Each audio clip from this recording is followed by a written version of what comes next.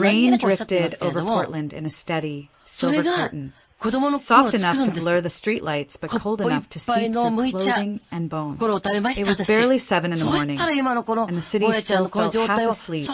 Storefronts closed. Buses half empty, the sidewalk slick with early dew. Hannah Whitmore stood in front of the Women's Health Clinic on Northwest Lovejoy Street, her coat pulled tight around her, shoulders trembling from something far deeper than cold. She hadn't slept. Not really. The previous night had been one long stretch of staring at the ceiling, replaying every word from the courtroom, every look exchanged between her husband's attorney and Judge Leonard Briggs. Every moment her old lawyer shrank instead of standing up for her. Now outside the clinic, she looked like someone hollowed out by decisions she never wanted to face, eyes swollen from crying, breath unsteady, hands shaking as she held them against her stomach. She wasn't even showing much yet, just the faintest swell of her twins. Even that made the situation harder. She didn't want to be here. She didn't want to terminate the pregnancy. But after everything that had happened, after losing the custody ruling before her children were even born, every path forward felt dark and narrow, like she was walking down a corridor where every door had already been slammed shut. Her mind kept dragging her back into the courtroom the day before.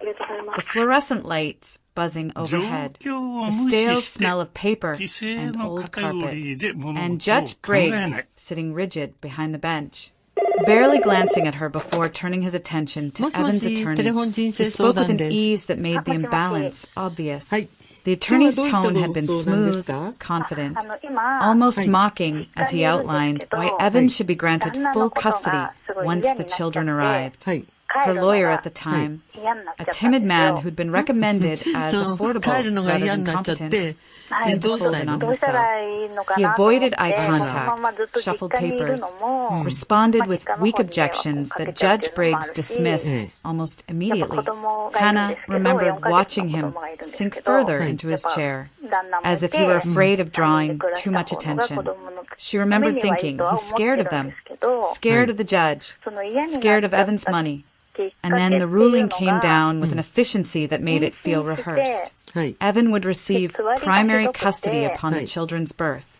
Hannah's protests, her attempts to explain the emotional manipulation and volatile behavior she'd endured, were brushed aside like irrelevant noise. Judge Briggs barely acknowledged her, and the decision was made so quickly she almost wondered if she'd imagined the whole thing. Now, standing outside the clinic, that same helpless pressure pushed down on her chest, making it hard to breathe. Terminating the pregnancy felt like the one thing she had control over, but the thought of it twisted painfully inside her. She didn't want to do this. She just didn't see another way. She took a slow step toward the clinic door, and then a voice, raspy low, cutting through the rain, called out to her, "Don't go in there, honey." Hannah froze. She turned slightly and saw an elderly homeless woman seated on the concrete ledge near the entrance. Her clothes were layered and worn, her hair gray and tangled beneath a hood, her hands wrapped around a paper cup that had long since cooled. Her eyes were sharp, startlingly alert, despite the exhaustion etched into her face. The woman nodded once, as if she already knew Hannah's question before she asked it. "The judge wasn't fair to you," she murmured, voice eerie in its certainty. "Someone paid him. You know that." A shiver ran through Hannah, not from the cold, but from the accuracy of the words. She hadn't told anyone about her suspicions, not even aloud to herself, but something deep inside her had whispered it during the heart-pounding during the sleepless night afterward. Now this stranger had said it out loud. Hannah took a step closer. Heart-pounding. "What did you say?"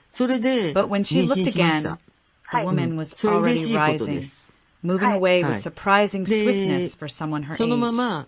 By the time Hannah reached the edge of the sidewalk, the woman had disappeared behind the cluster of parked cars and the drifting rain.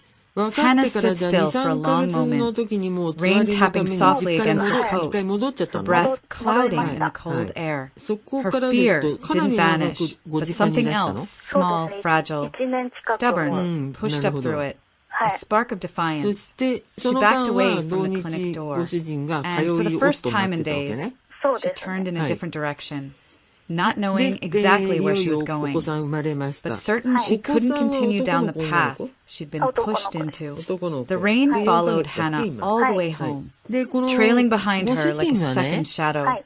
By the time she reached her apartment in southeast Portland, a narrow, aging building tucked between a laundromat and a corner market, her clothes were damp, and her thoughts were drifting in and out of focus. She climbed the stairs slowly, each step feeling heavier than the last, until she finally closed the door behind her and stood in the quiet of her small living room.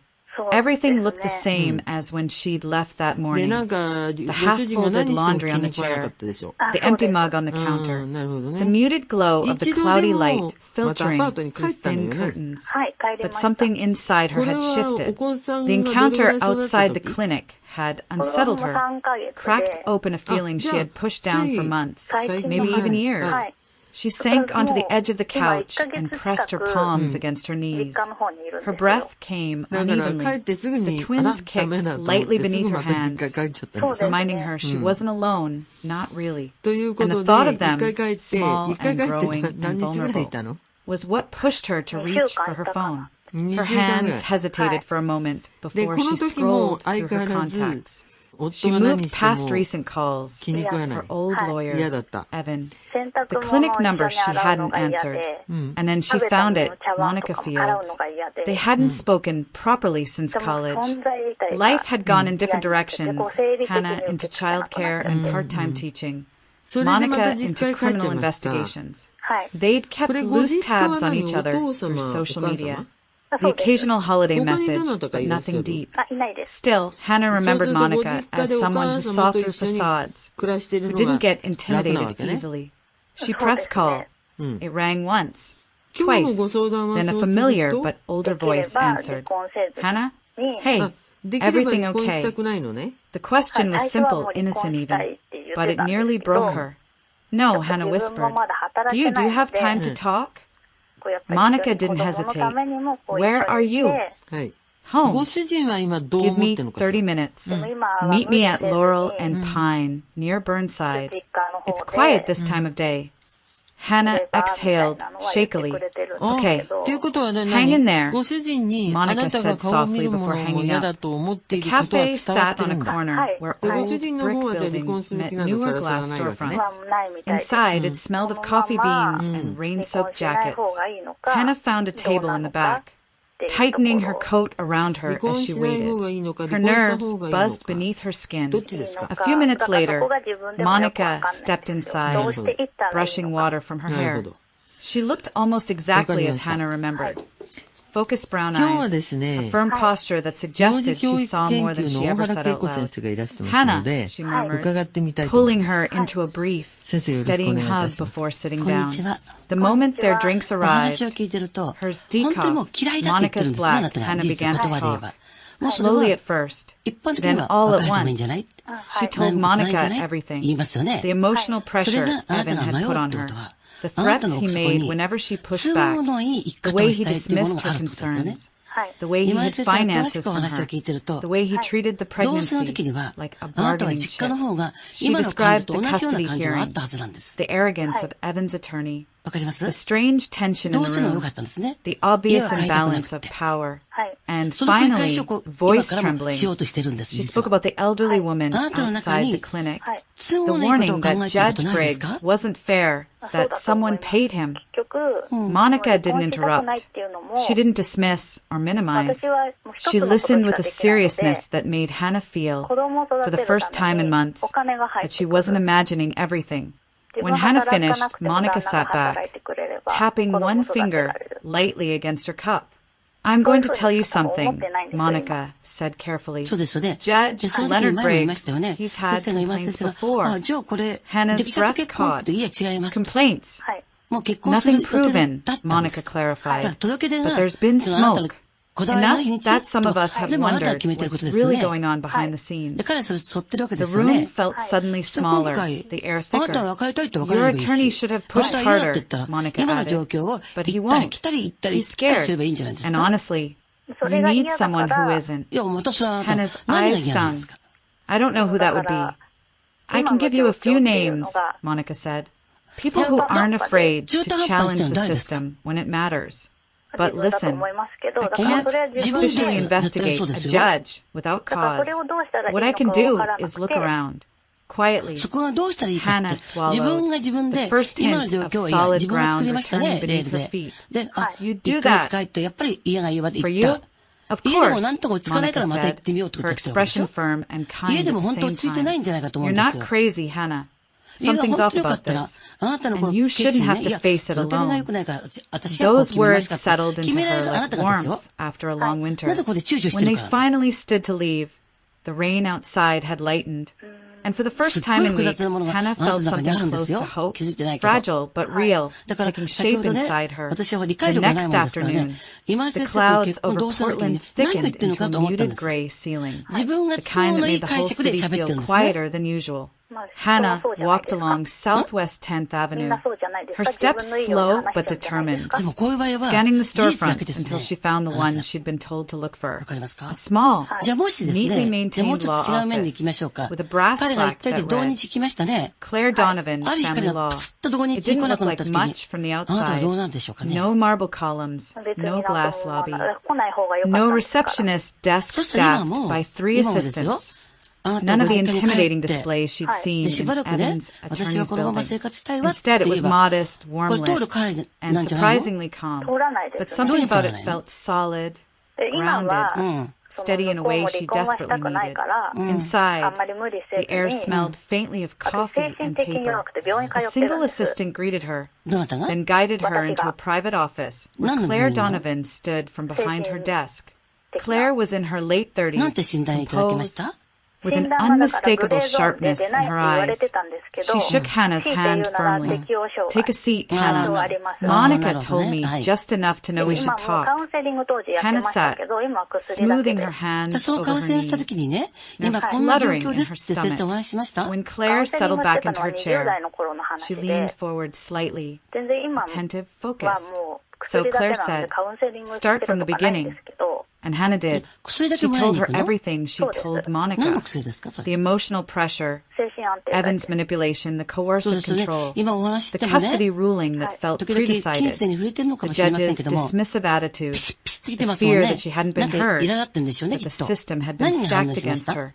And then she told Claire about the elderly woman outside the clinic, the warning that had shaken her to her core. Claire didn't interrupt. She asked sharp, precise questions when needed about dates, tone, specific comments made by Judge Briggs, patterns in Evan's behavior, financial inconsistencies Hannah remembered, and the moments that made her suspect the ruling wasn't legitimate. When Hannah finally stopped talking, Claire sat back, tapping her pen lightly against her notepad. Well, Claire said calmly, you're not imagining it. Hannah blinked. I'm not. No. Judicial bias is hard to prove, but the patterns you're describing, Claire exhaled through her nose, eyes narrowing. They're too consistent to ignore. A faint tremor of relief ran through Hannah. Claire opened a folder, pulling out a printed form and a few documents. Here's what we're going to do. This won't be easy, but it's not impossible. Hannah leaned in, holding on to her every word. First, Claire said, we file an appeal. That stops everything from moving forward exactly the way Evan wants. It buys us time. Okay, Hannah whispered. Second, we request a judicial review. That's not a small step. It forces the system to look at Judge Briggs' record. And if there are complaints or inconsistencies, they'll have to acknowledge them. Monica mentioned there were past complaints. Hannah added quietly. Claire nodded. That's exactly why this might work. She flipped to another page. Third, we push for financial disclosure from Evan. Full records, bank transfers, investment accounts. anything that can hint at improper influence. Hannah swallowed, thinking of Evan's sudden purchases, the new car, the expensive watch, things he once brushed off as business perks. And finally, Claire said, we reopened the custody evaluation, a proper evaluation. No sorcuts. This time, your medical records, the stress you've been under, and Evan's behavior will all matter. It was a lot, overwhelming, but for once, it felt like a direction, an actual plan instead of a desperate wish. Evan won't surrender easily, Claire added, her voice firm, especially if he senses the judge might be compromised. He's going to push back, hard. Hannah felt her heartbeat quicken. I know, but you're not doing this alone anymore, Claire assured her. We'll go step by step, and if he becomes hostile emotionally or legally, it will help the case. The assistant returned with a contract, and Claire slid it across the desk. This is the retainer agreement. Review it. Ask me anything. If you're ready, we sign and start today. Hannah read through the document, absorbing each line carefully. The words blurred once from emotion, but she steadied her breath and refocused. When she reached the signature line, her hands trembled, but not from fear this time, from resolve. She signed. Not 20 minutes later, as Hannah stepped out into the damp Portland air, her phone buzzed in her pocket. She hesitated before answering. Evan's voice hit her immediately, sarcastic, cold. So you're really trying to fight this, he scoffed. You think hiring some bargain lawyer is going to change the outcome? You can't stop what's coming. You never could. Hannah froze on the sidewalk, her breath catching. She didn't respond, just listened until he hung up. When she returned inside to tell Claire what happened, Claire didn't look surprised. Good, Claire said simply. Keep the voicemail, that tone, that arrogance. She tapped the desk. It's going to work in our favor. Something in Hannah steadied. The battle had begun. The next few days slipped by in a blur of nervous waiting. Portland's winter rain barely let up, tapping steadily against the windows of Hannah's apartment as she tried to sleep, tried to eat, tried to keep her mind steady for the sake of the twins. But every hour felt stretched tight, as though something unseen was moving beneath the surface of her life, shifting pieces she couldn't fully grasp. On a gray afternoon, her phone buzzed. The name on the screen made her sit upright. Monica Fields. Hannah answered immediately. Monica. I've got something, Monica said quietly. Her voice carried a weight that made Hannah's pulse jump. Can you talk? Hannah nodded, even though Monica couldn't see her. Yes, I'm home. Good. Listen, these aren't official findings, so don't repeat them. But I did some digging. There was a pause, filled only by the faint hum of static. Judge Briggs has a pattern, not enough to make headlines, but enough to raise eyebrows. Rulings that don't match the evidence.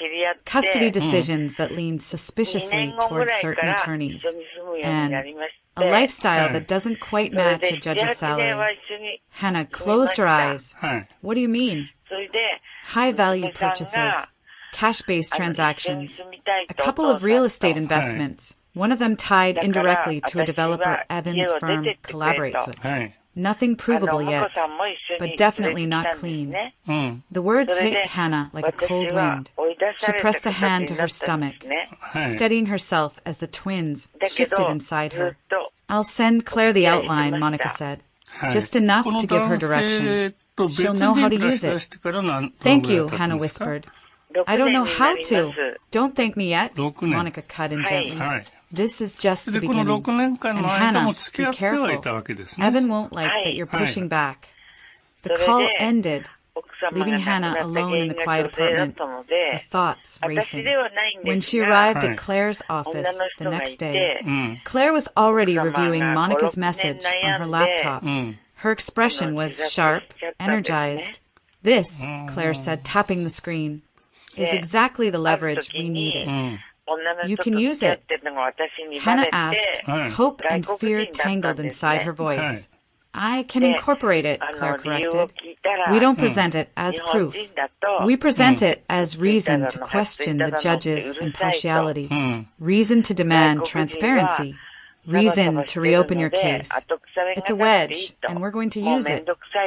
She immediately added the findings to the motions she'd been drafting: a request for judicial review, a motion for reconsideration, a preliminary petition for emergency custody assessment.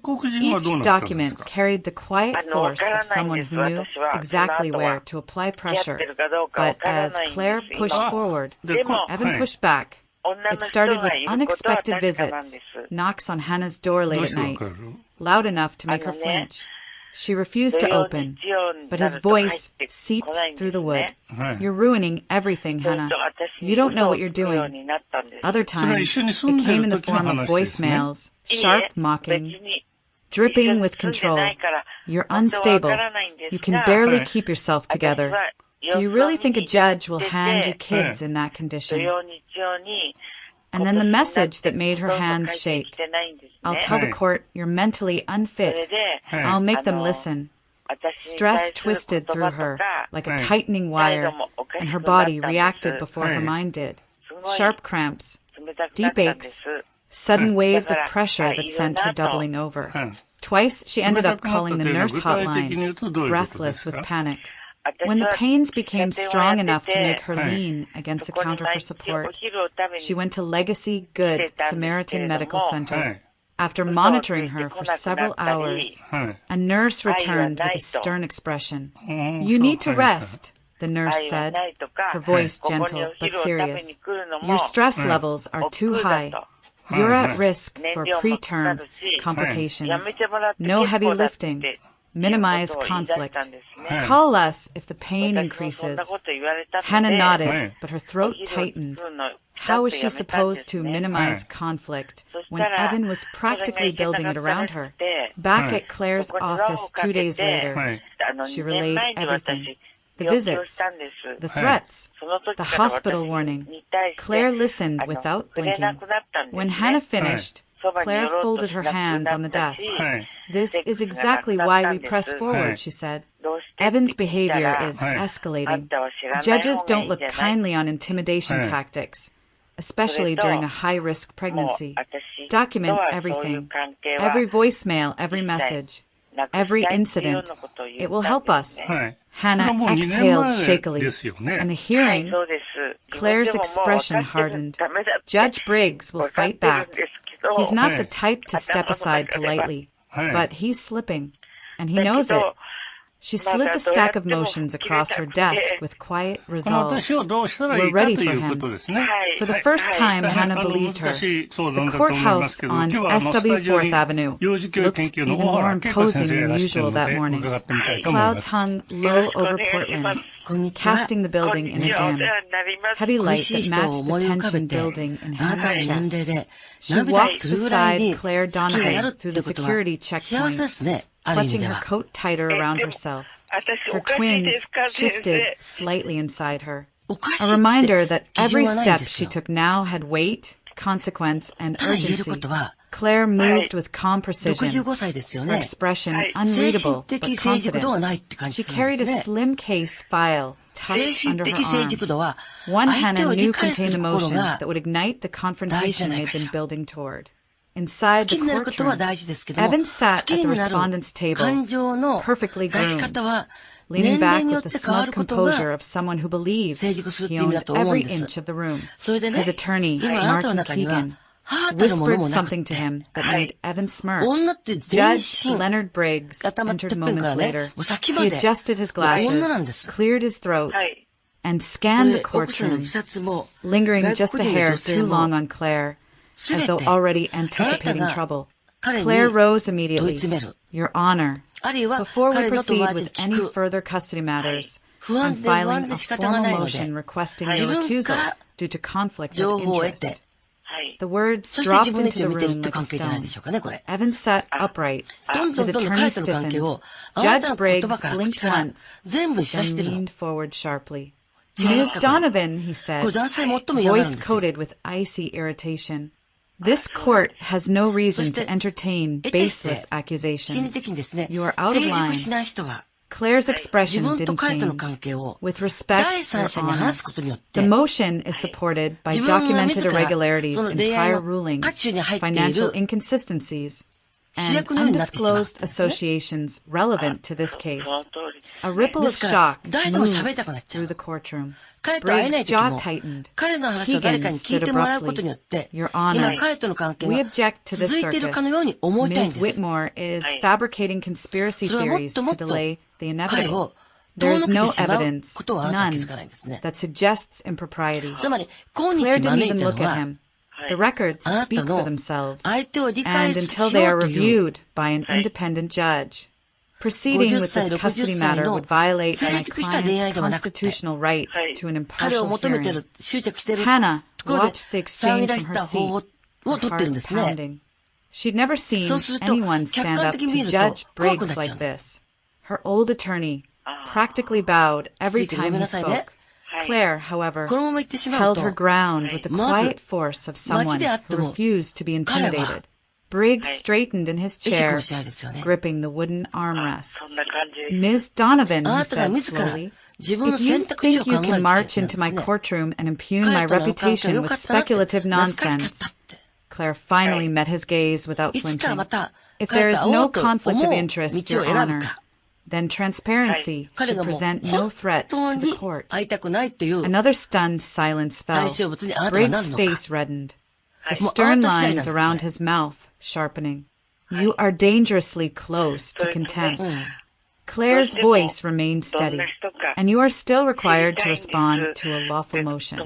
The family court's procedures do not grant immunity from review.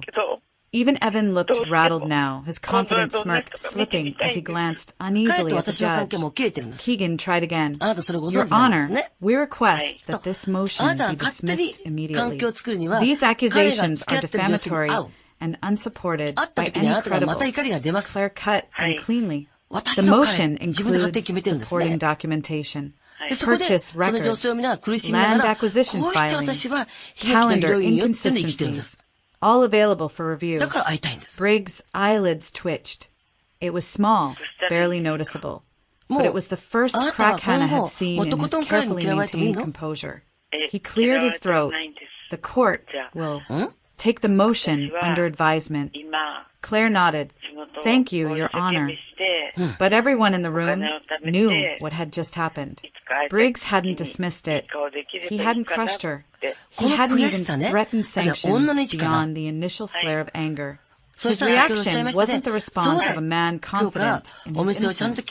It was the reaction of a man cornered. The rest of the hearing dissolved into procedural noise. Dates, filings, obligations, but the tension hung heavy, like smoke that refused to dissipate. When Briggs finally adjourned, his gavel struck harder than necessary, a sharp crack that echoed through the room. Hannah followed Claire into the hallway. Her legs unsteady, but her breath lighter than it had been in weeks. Claire paused near the elevator, crossed her arms, and allowed herself the faintest shadow of a smile. This, she said quietly, was the crack we needed. Hannah exhaled a deep, shaky breath that felt like the first real inhale of hope. The days following the confrontation in court felt strangely suspended, like Portland itself was holding its breath. Rain drifted in steady lines outside Hannah's apartment. Fog clung to the streets, and every hour seemed to vibrate with unanswered questions. The crack Claire had created in Judge Briggs' facade had shifted something. Hannah could feel it. The cracks also meant danger, and danger had a way of moving quickly. Late one afternoon, Hannah received a call from Monica, asking her to meet at Claire's office. Her voice carried an undertone that made Hannah's pulse skip. Someone's joining us, Monica added quietly. Someone who can help. When Hannah arrived, Claire and Monica were already standing with another woman, a tall, composed figure in a charcoal blazer, her badge clipped discreetly to her belt. Her expression was calm but alert, the kind of presence honed by years of walking into complicated rooms and making sense of them. This is Sergeant Emily Harper, Monica said. Oregon State Police. Financial Crimes Division. Emily extended a hand. Ms. Whitmore, I'm here unofficially. That means I can listen and I can guide. But I can't open a case unless it meets certain thresholds. Understood. Hannah nodded, her throat tight. Yes, they gathered around Claire's conference table, the blinds drawn for privacy. Emily set a thin folder down. Nothing bulky or dramatic, but the sight of it made Hannah's breath pause. We've been monitoring several financial movements over the past few months. Emily began, tone precise and measured. Some of them overlap with Judge Briggs' known accounts. Others tie in directly to a shell company connected to Whitmore Development. Hannah's stomach sank. Connected how? Emily flipped open the folder, sliding forward a few printed sheets. This LLC, Pine Ridge Consulting, was registered 18 months ago.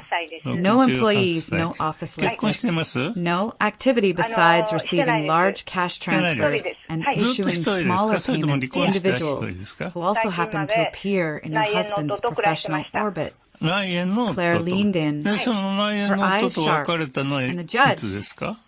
There are patterns, Emily said carefully. Cash deposits into an account that belongs to a relative of his. Transfers happening shortly after specific rulings. Rulings that benefited certain developers. Her gaze settled meaningfully on Hannah. One of those developers is Evan Whitmore. The room went quiet. It wasn't proof. Not yet. But it was movement, dangerous, undeniable movement, toward what Hannah had feared all along. Claire's voice broke the silence. If these patterns hold, it becomes more than a custody issue. It becomes judicial corruption. Emily nodded. Which is why this must stay quiet for now. No documents leave this room. No mention to anyone outside this circle. If your husband catches wind of it before we're ready, he'll bury everything. Hannah felt a cold rush move down her arms. He's already unpredictable.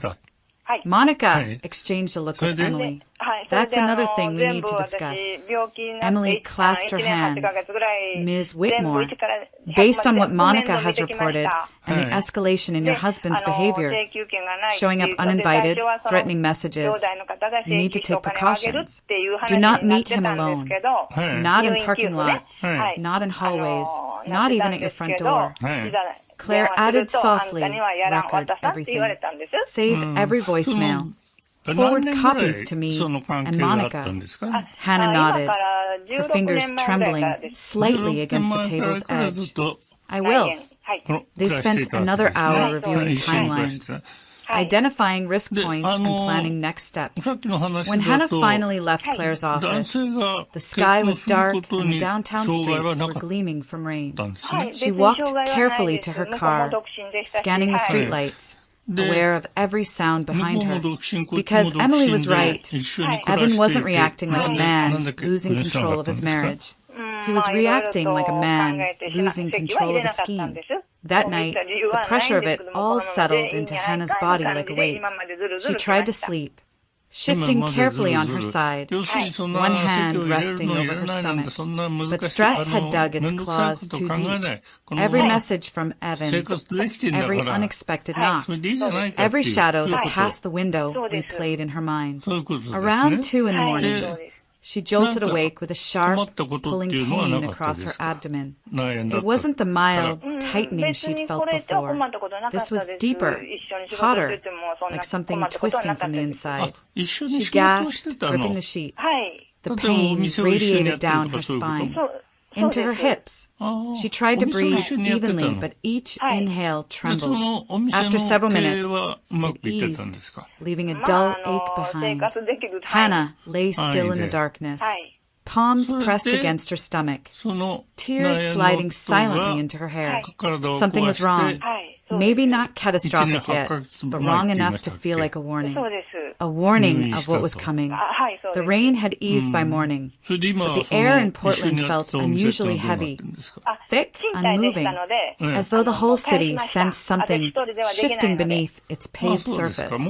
Hannah was getting ready to leave for Claire's office when her phone buzzed with an unexpected alert, a court notification, emergency hearing scheduled, same day. Judge Briggs presiding. Her breath caught. He's trying to trap us, she whispered. Claire confirmed it within minutes. He's pushing this through before the judicial review can move forward. He wants to strike first. Hannah's pulse thudded.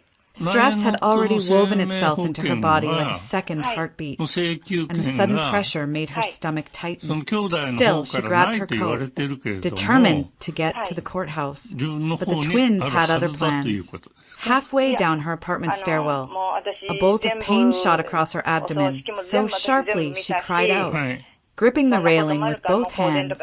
It wasn't the dull ache she'd been feeling for days. It was white-hot and immediate, dropping her to her knees before she even processed what was happening. Her vision blurred. Another wave hit, stronger, forcing air out of her lungs. A neighbor saw her collapse and ran to call 911. Within minutes, paramedics were guiding her onto a stretcher as she tried to breathe through the tightening. Her hands trembling uncontrollably. Hannah, stay with us, one of them said gently. Legacy Good Samaritan is 10 minutes away. She nodded, tears sliding down her temples as the ambulance doors shut. Claire arrived at the courthouse alone. The hallways buzzed with a nervous energy she immediately recognized. Something was already happening behind the scenes. When she entered the courtroom, Judge Briggs looked stiff, tense, almost unsettled. Keegan whispered urgently in his ear, and Briggs brushed him off with a visible flicker of irritation. Claire rose before the judge could speak. Your Honor, my client is unable to attend.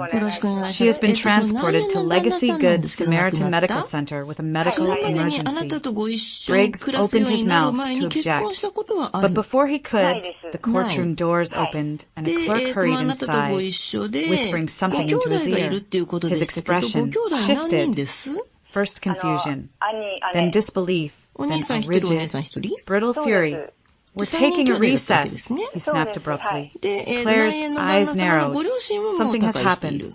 Keegan looked pale. Evan, sitting behind him, demanded an explanation, but none came. The judge stormed into his chambers, slamming the door so hard the windows rattled. 10 minutes later, the clerk returned. Judge Briggs has been suspended pending investigation, she announced quietly, effective immediately. Another judge will be assigned. Claire blinked, just once, then gathered her files with controlled precision. She didn't smile. She didn't react. She simply walked out of the courtroom, phone already in hand. She called Hannah the moment she reached the elevator. Hannah lay in a triage room, hooked to fetal monitors, trying desperately to stay calm as nurses checked her vitals. She had finally caught her breath when her phone buzzed on the bedside tray. Claire's name, with shaking hands. She answered. Hannah, Claire said, her voice low but steady. Briggs is gone. Hannah blinked, the words not fully registering. Gone. Suspended. An official investigation has been opened into financial misconduct. Everything Emily and Monica suspected, it's coming to the surface. They pulled him mid-hearing. He's out. Hannah covered her mouth with her hand. The tears came instantaneously, hot, overwhelming, breaking through every fragile boundary she tried to hold in place. Relief, shock, exhaustion, fear. They all surged at once, leaving her breathless. Claire continued, softer now. This is the breakthrough we've been fighting for. Everything he ruled is now under review. Your case is wide open. Hannah let her head fall back against the pillow, sobbing silently. Nurses glanced over with sympathetic eyes, mistaking her emotion for fear, but it wasn't fear. Not anymore. It was release, the kind that comes only after weeks of holding everything together with shaking hands. Minutes later, Claire arrived at the hospital, stepping into the triage area with her usual composed stride. She sat beside Hannah's bed, placed a steady hand on her arm, and spoke with quiet certainty. You survived his corruption, and now the truth is finally in motion. Hannah closed her eyes, tears still slipping down her cheeks, and whispered, "Thank you." But Claire shook her head gently. This wasn't luck, Hannah. You fought, even when you thought you couldn't. For the first time in weeks, Hannah believed her.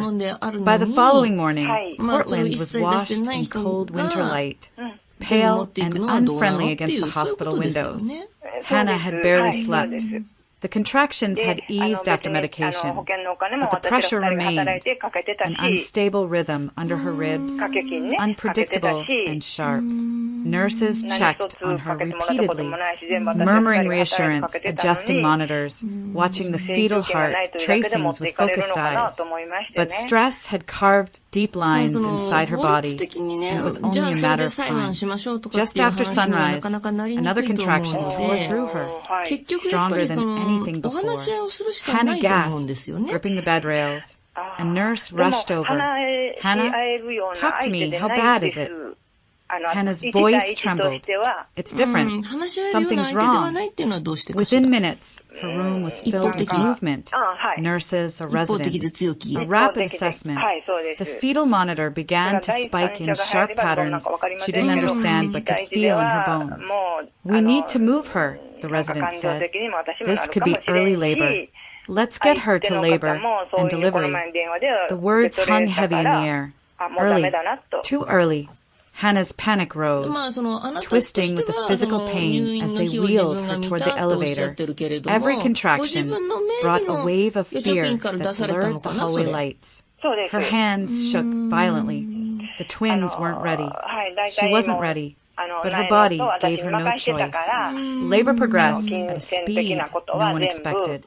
Nurses moved with swift efficiency, calling out measurements, paging attending physicians, preparing equipment. Hannah clung to the sound of their voice, steady, practiced, come even when the situation wasn't. "Breathe, Hannah. Stay with us." She tried. The pain intensified, radiating from her back to her hips, deep and consuming. Tears streamed down her face.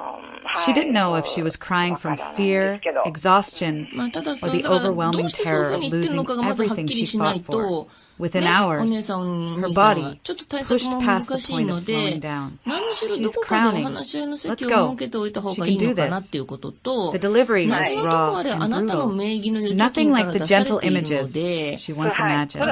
It was sweat and shaking, pressure and panic, the sensation of her own strength unraveling while something primal forced her forward. And then they cried, small, thin, but unmistakably alive. Her first daughter. Minutes later, another cry, slightly stronger, her second daughter. Hannah broke completely, sobbing with relief as the doctors worked quickly to stabilize the newborns. Their fragile bodies were whisked toward the NICU, surrounded by nurses who moved with practiced urgency. "They're okay?" Hannah whispered. "They're fighters," a nurse said gently. "Tiny but strong." Hours later, Hannah was resting in a dim recovery room when the door opened. Evan stepped inside. His expression was molded into concern. Practiced concern, the kind that hovered somewhere between performance and calculation. He stood near the foot of her bed, hands clasped like he'd rehearsed the pose. "Hannah," he said softly, "I came as soon as I heard. Are you all right?" She stared at him, too tired to mask the instinctive recoil his presence triggered. "You shouldn't be here," she said weakly. He ignored that. Look, everything's been twisted lately, but we don't have to keep fighting. You've been under so much stress. Maybe we can work something out. Something peaceful." He stepped closer, lowering his voice. "We can settle outside of court. No more hearings. No investigators. No embarrassment." There it was. The real motive. Fear, thinly veiled beneath his feigned compassion. He wasn't here because of the babies. He was here because Briggs' suspension meant the entire chain of corruption could unravel. Claire entered just then. Having spoken with the NICU team, she immediately picked up on the tension. Mr. Whitmore, she said coolly, this is a medical recovery room, not a negotiation session. Evan straightened. I'm just trying to make peace. No, Claire replied sharply. You're trying to protect yourself, and you're doing a poor job of it. The mask slipped. Evan's jaw tightened, his eyes narrowing before shifting back into a counterfeit smile. Hannah, he said again, just think about it. I'm giving you a chance to avoid another fight. Hannah's voice was almost a whisper, but unmistakably firm. No, he blinked. No. No back doors. No deals. Not after everything you've done. For a moment, he looked like he wanted to argue. But Claire stepped forward, positioning herself between them. That's enough. You need to leave. Now. Evan hesitated, then turned sharply and walked out. The room felt lighter the moment the door shut behind him. Later, Claire accompanied Hannah to the NICU. The sound of soft monitors, quiet beeping, and hushed nurse conversations created an atmosphere of fragile stillness. Tiny incubators glowed under gentle lights, each holding a life barely beginning. Hannah approached her daughters, so small, so impossibly delicate. Each movement of their tiny chests tightened something inside her. They're beautiful, Claire whispered. Hannah pressed a trembling hand to the incubator's edge. I'm going to protect them, she murmured, no matter what.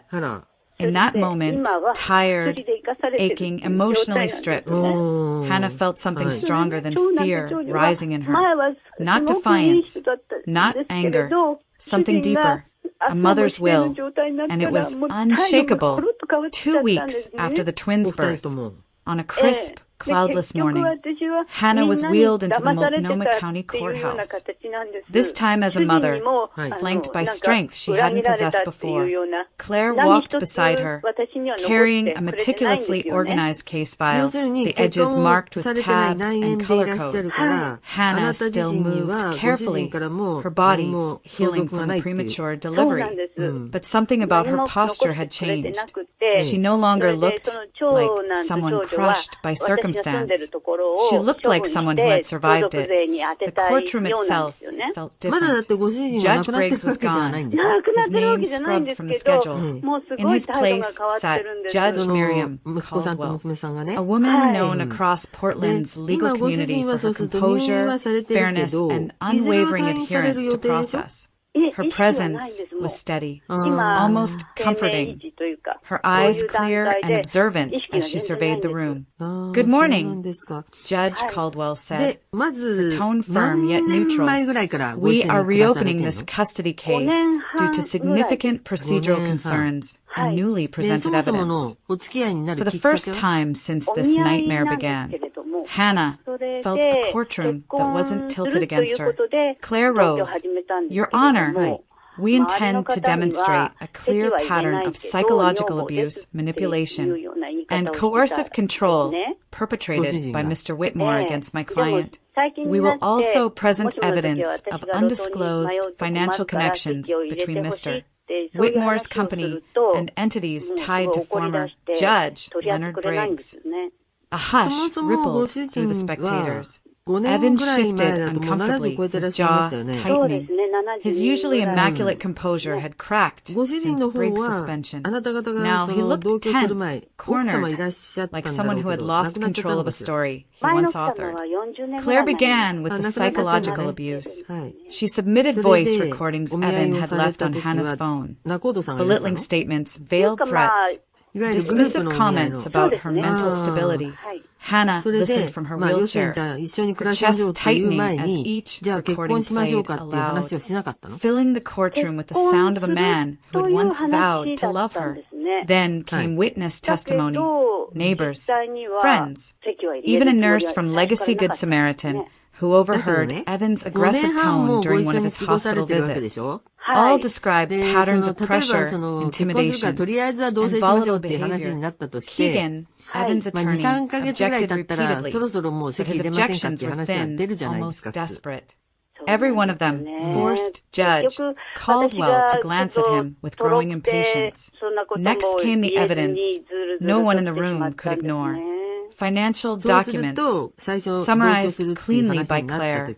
Unexplained cash movements, suspicious real estate kickbacks, a Shell LLC, Pine Ridge Consulting, linked to Whitmore Development through mirrored deposit patterns, and the critical overlap, transactions aligning with rulings signed by Judge Briggs. Keegan stammered, "Your Honor, this is circumstantial. It is relevant," Judge Caldwell said sharply, "and it will be heard." For the first time, Evan looked directly at Hannah, not with anger, but with something like disbelief, as though he still couldn't understand how everything he'd built, every manipulation carefully threaded over months, had unraveled in front of him. Claire continued. She introduced Hannah's medical records, documented cramps, stress-induced complications, hospital admissions. She spoke of the premature labor, the emergency, triage, the twin girls who entered the world weeks too early because their mother had been pushed past the limits of emotional and physical safety. "This isn't merely a custody issue," Claire said, her voice steady but heavy with conviction. "It is a case of endangerment through sustained emotional abuse." Judge Caldwell leaned back in her chair, hands folded thoughtfully. "Mr. Whitmore," she said, turning toward Evan, "do you wish to respond?" Evan stood. His suit was flawless, but his hands betrayed him, shaking slightly as he gripped the edge of the table. "All of this," he said, voice strained, "is being exaggerated. Hannah has always been unstable. Claire didn't even rise. Your Honor, the recordings speak for themselves." Evan tried again, his voice rising. "She's trying to turn people against me. I'm the one who—" "Sit down, Mr. Whitmore," Judge Caldwell said, no hesitation, no softness. He obeyed. Slowly, the shift was unmistakable. His power, once inflated by arrogance and a corrupt judge, no longer existed here. After reviewing the evidence, after hearing all arguments, after weighing the medical and psychological risks, Judge Caldwell delivered her ruling. In the interest of the children's safety and well-being, this court grants MS, Hannah Whitmore, full physical custody and primary legal custody. Hannah felt the air leave her lungs. Claire placed a gentle hand on her shoulder. Judge Caldwell continued, "Mr. Whitmore will receive supervised visitation pending further review. Additionally, the court acknowledges active criminal investigations surrounding the previous presiding judge, Leonard Briggs. Any rulings previously influenced by him are vacated." A murmur spread through the courtroom. Shocked whispers, scattered gasps. Simultaneously, as if timed by fate, phones buzzed across the gallery. A news alert. Claire glanced at her screen. "Briggs is being charged," she whispered. "Financial misconduct. Corruption. 3 felony counts." Evan's face drained of color. His attorney slumped back, defeated. And Hannah, tired, healing, but stronger than ever, felt something shift inside her. Not victory, not revenge. Something quieter, something steadier. Freedom. Evan was no longer the man who controlled everything. He was a man exposed, isolated, and left standing in the wreckage he created. And Hannah, for the first time, could finally breathe. 10 years slipped by like a long exhale, carrying with them the sharp edges of a life once dominated by fear. The winters in Portland still brought cold rain, but in the small neighborhood where Hannah Whitmore now lived, the world felt softer. Her home sat on a quiet street lined with maple trees, their branches spreading like open hands over the sidewalks. Wind chimes hung from her porch, catching the slightest breeze, filling the air with a gentle music that marked the passing of seasons. Inside that home, laughter echoed, bright, steady, unmistakably whole. Her daughters, now 10, raced through the hallway with the unself-conscious joy of children who had never known the battles that secured their childhood. They were identical only in the way their eyes sparkled when they smiled. Everything else, personality, voice, rhythm, was uniquely theirs. They were strong, curious, and fiercely bonded to their mother. Hannah had rebuilt her world slowly, piece by piece. She taught part-time at a community education center in southeast Portland, offering early childhood literacy classes and sometimes guest teaching art workshops. Her schedule was flexible, gentle, designed around her daughters' lives, not in spite of them. She volunteered at the local food bank twice a month. She helped organize neighborhood drives. She became the kind of person people trusted instinctively, not because she tried to be anything extraordinary, but because she had learned through fire and loss how to live with sincerity. Her friendship with Monica deepened over the decade, transforming into something like chosen family. They met for brunch twice a month.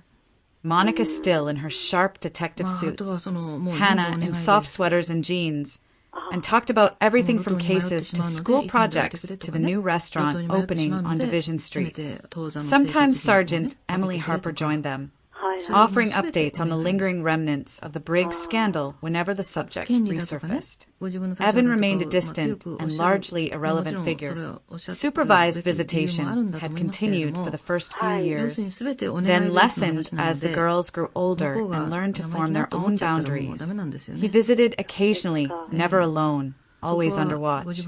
His life had contracted into a narrower shape after Briggs' downfall, financially, socially, emotionally. He lived in a modest apartment on the west side of town. His business, significantly smaller than it once was. He had tried for years to regain a foothold in the world he believed he deserved, but something in him had permanently cracked. Influence gone, connections severed, the mask that once charmed judges and colleagues no longer held any weight.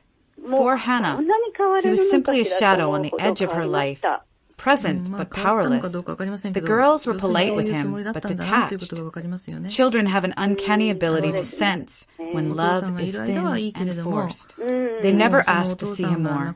They never asked to stay longer, and Hannah never pushed. Her world moved in a different direction. Every now and then, Hannah found herself thinking about the night outside the clinic, rain falling in silver sheets, her body shaking with grief, her future collapsing in front of her, and the woman, that elderly woman with sharp eyes and a voice that cut straight through the fog of despair.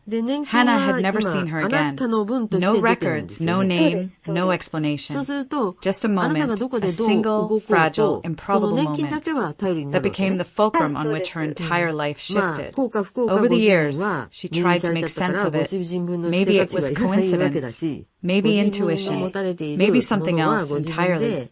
But every time she replayed the warning in her mind, every time she considered how impossibly precise the woman's words had been, she felt the same quiet shiver of recognition. Some people arrive for only a sentence in your story, and sometimes that sentence changes everything.